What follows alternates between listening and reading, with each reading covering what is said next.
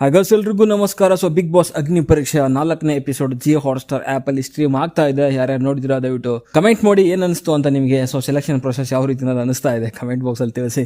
But ನನಗೆ ಕೇಳಕ್ಕೆ ಹೋದರೆ 4ನೇ ಎಪಿಸೋಡ್ ಬರೋ ಅಷ್ಟೊತ್ತಿಗೆ ನನಗೆ ಯಾಕೋ ಇದು ಬಿಗ್ ಬಾಸ್ ಅಗ್ನಿ ಪರೀಕ್ಷೆ ಆಡಿಷನ್ ಅಂತ ಅನ್ನಿಸ್ತಾ ಇಲ್ಲ. ಯಾವುದೋ ಸಂತೆಯಲ್ಲಿ ದನಗಳ ಯಾತ್ರೆ ಇರುತ್ತಲ್ಲ, ಸೊ ಅದರಲ್ಲಿ ಅಟ್ಲೀಸ್ಟ್ ಸೆಲೆಕ್ಷನ್ ಮಾಡ್ಕೋರು ತುಂಬ ನೋಡ್ಬಿಟ್ಟು ಸೆಲೆಕ್ಷನ್ ಮಾಡ್ಕೊತಾರೆ.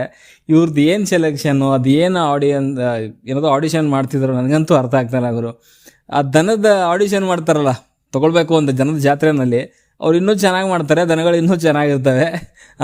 ಅಲ್ಲಿ ತೊಗೊಳೋರು ಇನ್ನೂ ಚೆನ್ನಾಗಿದೆ ಆಡಿಷನ್ ಮಾಡಿ ತೊಗೊತಾರೆ. ಬಟ್ ಇಲ್ಲಿ 60 ಜನರನ್ನ ತೊಗೊಂಡು ಬಂದು ಅದು ಯಾವ ರೀತಿಯಲ್ಲಿ ಸೆಲೆಕ್ಷನ್ ಮಾಡ್ತಿದ್ರೋ ಗೊತ್ತಿಲ್ಲ ನನಗೆ. ಕೆಲವ್ರನ್ನೆಲ್ಲ ಸುಮ್ಮನೆ ಒಂದು 2 ಮಾತು ಆಡಿ ಹಂಗೆ ಕಳಿಸ್ತವ್ರೆ. ಕೆಲವ್ರನ್ನ ಏನೋ ಇಲ್ಲೇ ಇರೋರನ್ನ 4 ಜನರನ್ನ ಕರೆಸ್ತಾರೆ, ಅದರಲ್ಲಿ ಇಬ್ಬರನ್ನ ಸುಮ್ಮನೆ ಸೆಲೆಕ್ಟ್ ಮಾಡ್ತಾರೆ. ಅದರಲ್ಲಿ ಯಾರು ಏನು ಒಂದು ಅರ್ಥ ಆಗ್ತಾ ಇಲ್ಲ. ಇದು ಆಡಿಷನ್ ಅಂತ ಅನ್ನಿಸ್ತಾನೆ ಇಲ್ಲ ನನಗೆ. ಇದನ್ನು ಮಾಡೋ ಬದಲು ನೀವು ಬ್ಯಾಕ್ ಎಂಡಲ್ಲಿ ಇದನ್ನ ಮಾಡಬೇಕಾಗಿತ್ತು. ಇದನ್ನು ಶೋ ರೀತಿಯಲ್ಲಿ ಮಾಡೋವಂಥದ್ದು ಏನು ಕರ್ಮ ಬಂದಿತ್ತು ಅರ್ಥ ಆಗಲಿಲ್ಲ ನನಗೆ.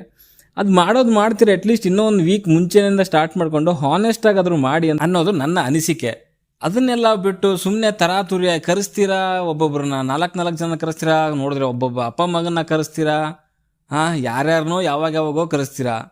ಏನು ಮಾಡದೇ ಇರೋರಿಗೆ ನಮ್ಮ ಮನೇಲಿ ಕಷ್ಟ ಇದೆ, ಹಂಗಿದೆ ಹಿಂಗಿದೆ ಅನ್ನೋರಿಗೆ ಸೆಲೆಕ್ಟ್ ಮಾಡ್ತೀರಾ. ಒಬ್ಬೊಬ್ರಿಗೆ ಫುಲ್ ಸ್ಟ್ರಿಕ್ಟಾಗಿ ಆಡಿಷನ್ ಮಾಡ್ತೀರಾ. ಇನ್ನು ಕೆಲವರಿಗೆ ಸುಮ್ಮನೆ ಅವ್ರ ಮನೇಲಿ ಏನಿದೆ ಅದಿದೆ ಸುಮ್ಮನೆ ತಮಾಷೆಯಾಗಿ ಮಾತಾಡ್ಕೊಂಡು ಅವ್ರನ್ನ ಸೆಲೆಕ್ಟ್ ಮಾಡ್ತೀರಾ. ಏನು ಸೆಲೆಕ್ಷನ್ ಪ್ರೊಸೆಸ್ ಅಂತಲೇ ಅರ್ಥ ಆಗಲಿಲ್ಲ ನನಗೆ. ಫಸ್ಟ್ ಆಫ್ ಆಲ್ ಇದು ಪ್ರೋಗ್ರಾಮೇ ನನ್ನ ಪ್ರಕಾರ ಫ್ಲಾಪ್ ಅಂತಲೇ ಹೇಳ್ತೀನಿ, ನಿಜವಾಗ್ಲೂ ಫ್ಲಾಪ್. ಅದರಲ್ಲಿ ಇವತ್ತು ಅನೌನ್ಸ್ ಮಾಡ್ತಿದ್ದಾರೆ. ಸೊ 60 ಜನರಲ್ಲಿ ಬಿಗ್ ಬಾಸ್ ಮನೆಗೆ ಹೋಗುವಂಥದ್ದು ಕೇವಲ 3 ಕಂಟೆಸ್ಟೆಂಟ್ ಮಾತ್ರ. ಈ 60 ಜನರಲ್ಲಿ ಇವಾಗ 20-25 ಜನ ಮಾಡಿ ಅಗೇನ್ ಅದರಲ್ಲಿ ಫಿಲ್ಟರ್ ಮಾಡಿ ಕೊನೆಗೆ ಬಿಗ್ ಬಾಸ್ ಮನೆಗೆ ಕಾಲಿಡುವಂಥದ್ದು ಕೇವಲ 3 ಜನ. ಅರ್ಥ ಮಾಡ್ಕೊಳ್ಳಿ, ಇಂಥದಕ್ಕೆಲ್ಲ ನೀವು ಹೋಗಿ ಆಡಿಷನ್ ಕೊಡುವಂಥದ್ಕಿಂತ ಮುಂಚೆ ನೀವು ಆ ಶೋಗೆ ಹೊಂದ್ಕೋತೀರಾ, ಅಲ್ಲಿ ಫಿಟ್ ಆಗ್ತೀರಾ ಅನ್ನೋದನ್ನು ನೋಡಿಕೊಂಡು ಆಡಿಷನ್ ಕೊಡಿ. ಸುಮ್ಮನೆ ನಿಮ್ಮ ಟೈಮ್ ವೇಸ್ಟ್ನ ಮಾಡ್ಕೊಬೇಡಿ ಅನ್ನೋದು ನನ್ನ ಅನಿಸಿಕೆ. ಜಡ್ಜಸ್ದಿಲ್ಲಿ ಮೇನ್ ತಪ್ಪು ಅಂತ ಹೇಳ್ತಾ ಇಲ್ಲ. ಇಲ್ಲಿ ಕಂಪ್ಲೀಟಾಗಿ ಆ ಶೋನ ಡೈರೆಕ್ಟ್ ಮಾಡ್ತಿರೋರೆ ನನ್ನ ಪ್ರಕಾರ ರಾಂಗ್ ಅದು. ಆದರೂ ನನಗೆ ಎಷ್ಟು ಅನಿಸಿದೆ, ಎಷ್ಟು ಅಬ್ಸರ್ವ್ ಮಾಡೋಕ್ಕಾಗಿದೆ ಅದ್ರ ಬಗ್ಗೆ ಮಾತಾಡ್ತೀನಿ. ಸೊ ಫಸ್ಟು ಇವತ್ತಿನ ಒಂದು ಇದರಲ್ಲಿ ಅಂದರೆ ಎಪಿಸೋಡಲ್ಲಿ ಬಂದಿರೋವಂಥದ್ದು ತಂದೆ ಮಗ ಬರ್ತಾರೆ ಸ್ಟಾರ್ಟಿಂಗಲ್ಲೇ. ಆ್ಯಂಡ್ ಗೊತ್ತಿಲ್ಲ ಅವ್ರದ್ದು ಏನು ಟ್ಯಾಲೆಂಟು, ಏನೋ ಇನ್ಸ್ಟಾಗ್ರಾಮಲ್ಲಿ ಅಲ್ಲಿ ವಿಡಿಯೋಸ್ ಮಾಡ್ತಿರ್ಬೋದು, ನಾನು ಅಷ್ಟು ಅಬ್ಸರ್ವ್ ಮಾಡಲಿಲ್ಲ. ಬಿಕಾಸ್ ಅವ್ರಿಗೊಂದು ಚಾಲೆಂಜ್ ಕೊಡ್ತಾರೆ, ಸೊ ನೀವು ಇದನ್ನು ಡಿಲೀಟ್ ಮಾಡಬೇಕು ಅಂತ ಡಿಲೀಟ್ ಮಾಡ್ತಾರೆ ಅವರು ಇನ್ಸ್ಟಾಗ್ರಾಮ್ ಅಕೌಂಟ್ನ. ನನ್ನ ಪ್ರಕಾರ ಇನ್ಸ್ಟಾಗ್ರಾಮ್ ಅಕೌಂಟು ನೀವು ಕಂಪ್ಲೀಟಾಗಿ ಪರ್ಮನೆಂಟಾಗಿ ಡಿಲೀಟ್ ಮಾಡಿದ್ರು 1 ತಿಂಗಳು ನಿಮಗೆ ಟೈಮ್ ಇರುತ್ತೆ. ಅದನ್ನು ನೀವು ಬೇಕಾದ್ರೆ ತಿರ್ಗಾ ರೀವರ್ಕ್ ಮಾಡ್ಕೋಬಹುದು. ಓಕೆ, ಅದನ್ನೇನಂತ ದೊಡ್ಡ ಚಾಲೆಂಜು ಅಲ್ಲ.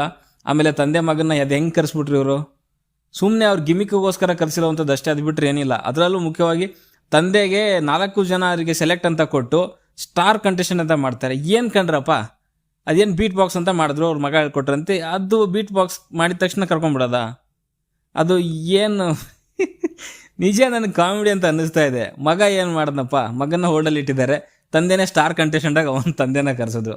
ವಯಸ್ಸಾಗಿದೆ, ಒಬ್ರು ಹಿರಿಯರಿರಲಿ ಅನ್ನೋ ಒಂದು ಕೋಟಕ್ಕೋಸ್ಕರ ಅವ್ರನ್ನ ಆ್ಯಡ್ ಮಾಡ್ಕೊಂಡ್ರು ಅಷ್ಟೇ, ಅದು ಬಿಟ್ಟರೆ ಇನ್ನೇನೂ ಇಲ್ಲ.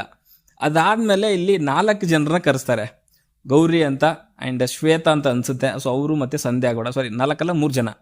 ಸೊ ಅದರಲ್ಲಿ ಅಗೇನ್ ನನ್ನ ಪ್ರಕಾರ ಸಂಧ್ಯಾಗೌಡ ಸ್ವಲ್ಪ ಡೇರಿಂಗಾಗಿ ಮಾತಾಡಿದ್ರು, ಜೋರಾಗಿ ಮಾತಾಡಿದ್ರು, ಬಿಗ್ ಬಾಸ್ ಹೊಂದ್ಕೊಳ್ಳೋ ರೀತಿಯಲ್ಲಿ ಕಾಣಿಸಿದ್ರು. ಬಟ್ ಕೆಲವು ವಿಚಾರದಲ್ಲಿ ಕೆಲವೊಂದು ಓವರಾಗಿ ಮಾತಾಡಿದ್ರು ಅಂತ ನನಗನ್ಸುತ್ತೆ. ಜೊತೆಗೆ ಗೌರಿ ಅನ್ನೋರು ಅವ್ರನ್ನ ರಿಜೆಕ್ಟೇ ಮಾಡಿಬಿಟ್ರು. ವಾಯ್ಸ್ ನಿಮ್ದು ಕೇಳಿಸ್ತಾ ಇಲ್ಲ ಅನ್ನೋ ಒಂದು ಕಾರಣಕ್ಕೆ ಅವ್ರನ್ನ ರಿಜೆಕ್ಟ್ ಮಾಡಿದ್ರು. ಅಂದರೆ ಕಿರ್ಚಾಡಬೇಕು ಅಂತಾರೆ, ಕಿರ್ಚಾಡ್ದಂಥ ಸಂಧ್ಯಾಗೌಡಗೆ ಅವ್ರನ್ನ ರಿಜೆಕ್ಟ್ ಮಾಡಿದ್ರು. ಶ್ವೇತಾ ಅವರು ಸ್ವಲ್ಪ ಕಾಮ್ ಆ್ಯಂಡ್ ಕಂಪೋಸ್ ಆಗಿದ್ದರು, ಸ್ವಲ್ಪ ಮಾತಾಡಿದ್ರು, ಓಕೆ ಒಪ್ಕೊತೀನಿ. ಸಂಧ್ಯಾಗೌಡನೂ ಚೆನ್ನಾಗಿ ಮಾಡಿದ್ರು. ಸದ್ಯಕ್ಕೆ ಶ್ವೇತಾ ಅವರು ಹೋಲ್ಡಲ್ಲಿದ್ದಾರೆ. ಆ್ಯಂಡ್ ಗೌರಿ ಆ್ಯಂಡ್ ಸಂಧ್ಯಾಗೌಡ ಅವ್ರನ್ನ ರಿಜೆಕ್ಟ್ ಅಂತೂ ಮಾಡಿದ್ದಾರೆ. ಆ್ಯಂಡ್ 3ನೇ ಪ್ಲೇಸಲ್ಲಿ ಬಂದಿರುವಂಥದ್ದು doctor Sahana and doctor Akshay ಅಂತ. ಇಬ್ಬರು ಕೂಡ ಡಾಕ್ಟ್ರೇನೆ, ಅವರಿಬ್ಬರು ತಂದು ನಿಲ್ಲಿಸಿದ್ರು. ಸೊ ಅದರಲ್ಲಿ ಸಹನಾ ಅವರು ತಮ್ಮ ಬಗ್ಗೆ ಹೇಳ್ಕೊತಾ ಇದ್ರು. ಅದ್ರ ಜೊತೆಗೆ ಡಾಕ್ಟರ್ ಅಕ್ಷಯ್ ಕೂಡ ಅವರು ಇನ್ನೂ ಇಂಟ್ರೊಡಕ್ಷನ್ನೇ ಕೊಟ್ಟಿಲ್ಲ, ಆಲ್ರೆಡಿ ಅಲ್ಲಿ ಬಂದಂಥ ಇನ್ನೊಬ್ಬ ಸ್ಪರ್ಧಿಗೆ ಕ್ವಶನ್ ಮಾಡೋಕ್ಕೆ ಸ್ಟಾರ್ಟ್ ಮಾಡ್ತಾರೆ, ಹಾಗೆ ಹೀಗೆ ಏನು ಎತ್ತ ಅಂತ ಹೇಳ್ಬಿಟ್ಟು. ಇವ್ರಿಗೆ ತಲೆ ಕಟ್ಟಾಗ್ಬಿಡ್ತಾರೆ ಜಡ್ಜಸ್ ಅವ್ರಿಗೆ, ನೀನು ಇಂಟ್ರೊಡಕ್ಷನ್ನೇ ಆಗಿಲ್ಲ, ನೀನು ಹೆಂಗೆ ಬರೋ ಅವ್ರಿಗೆ ಕ್ವಶನ್ ಮಾಡ್ತೀಯ ಅಂತ. ಆ ಸಹನಾ ಅನ್ನೋರು ಸೊ ಅವರಿಗೆಲ್ಲ ಉತ್ತರ ಕೊಡೋಕೆ ಸ್ಟಾರ್ಟ್ ಮಾಡ್ತಾರೆ. ಅವ್ರು ಹೇಳಬೇಕಿತ್ತು, ನೀವು ಯಾರು ನನ್ನ ಕ್ವಶನ್ ಮಾಡಲಿಕ್ಕೆ, ನಾನು ಜಡ್ಜಸ್ ಹತ್ರ ಮಾತಾಡ್ತಾ ಇದ್ದೀನಿ, ನೀವು ಯಾರು ಕ್ವಶನ್ ಮಾಡ್ಲಿಕ್ಕೆ ಅಂತ ಕೇಳಬೇಕಿತ್ತು. ಆ ಡೇರ್ ತೋರಿಸ್ಬೇಕಾಗಿತ್ತು ಅವರು. ಅವ್ರಿಗೆ ಬಿಗ್ ಬಾಸ್ ಬಗ್ಗೆ ಅರಿವಿದ್ದಿದ್ರೆ ಅದು ಮಾಡ್ತಿದ್ರು, ಬಟ್ ಅವ್ರು ಮಾಡಲಿಲ್ಲ. ಬಟ್ ಇಬ್ಬರು ಕೂಡ ಹೋಲ್ಡಲ್ಲಿ ಇಟ್ಟಿದ್ರು. ನೆಕ್ಸ್ಟ್ ಬಂದಂಥದ್ದು ಮನೋಜ್ ಅಂತ. ಸೊ ಇವರು ಒಂದು ರೀತಿಯಲ್ಲಿ ಪೈರೇಟ್ಸ್ ಆಫ್ ಕೆರಿಬಿಯನ್ ಇದ್ರದ್ದು ಆ ಒಂದು ವೇಷ ಹಾಕೊಂಡು ಬಂದಿದ್ರು. ಸೊ ಇವ್ರದ್ದು ಕೂಡ ಅಷ್ಟೇನು ಇಂಪ್ರೆಸಿವ್ ಅಂತ ಅನಿಸ್ಲಿಲ್ಲ. ಜೊತೆಗೆ ಅವ್ರು ಹೋಗೋಕ್ಕೆ ರೆಡಿ ಇಲ್ಲ, ರಿಜೆಕ್ಟ್ ಆದರೂ ಕೂಡ. ಆಮೇಲೆ ಅಲ್ಲಿ ಬಂದು ಬಾಡಿ ಗಾರ್ಡ್ಸ್ ಬಂದು ಅವ್ರನ್ನ ಎತ್ತಾಕೊಂಡು ಹೋಗ್ಬಿಟ್ರು. ಎಂತೆಂಥ ವಿಚಿತ್ರಗಳು ನಡೆದಿದೆ ಅಂತಂದರೆ ನಿಜವಾಗ್ಲೂ ಕೇಳಬೇಡಿ. ಅದಾದಮೇಲೆ ಬಂದಂಥದ್ದು 4 ಜನ ಮೆಂಬರ್ನ ಕರೆಸ್ತಾರೆ. ಅದೇನು ಕರೆಸಿದ್ರು, ಅದೇನು ಸೆಲೆಕ್ಟ್ ಮಾಡಿದ್ರು ಒಂದು ಅರ್ಥ ಆಗಲಿಲ್ಲ ನನಗೆ. ಸುಮಾರು ಜನ ಬರ್ತಾರೆ, ತನ್ನ ಪಡಿ ತಾನು ಏನಂದು ಹೇಳ್ತಾರೆ. ಸೊ ಅವ್ರು ಇಷ್ಟ ಆಗಲಿಲ್ಲ, ನಿಮ್ದು ಇಂಪ್ರೆಸ್ ಆಗಲಿಲ್ಲ, ಹಾಗಾಗಲಿ ಹೀಗಲ್ಲ ಅಂತ ಅಂತಾರೆ. ಹಂಗೆ ಅವ್ರನ್ನ ವಾಪಸ್ ಕಳಿಸ್ಬಿಡ್ತಾರೆ. ಅದು ಯಾವ ಪುರುಷಾರ್ಥಕ್ಕೋಸ್ಕರ ಅವ್ರನ್ನೆಲ್ಲ ಕರೆಸಿದ್ರು ನಾನಂತೂ ಕಾಣೆ. ಇದಾದ್ಮೇಲೆ ಬಂದಿರುವಂಥದ್ದು ಶಿವಕುಮಾರ್ ಆರಾಧ್ಯ ಅಂತ. ಇವರು ಶಿವನ ವೇಷದಲ್ಲಿ ಬಂದಿದ್ರು. ಅವ್ರದ್ದೇನು ಅನಿಸಿಕೆ ಅದು ಅವ್ರು ಹೇಳ್ಕೊಂಡ್ರು. ಅವ್ರಿಗೇನು ಚಾಲೆಂಜು ಕೊಡಲಿಲ್ಲ, ಏನೂ ಕೊಡಲಿಲ್ಲ.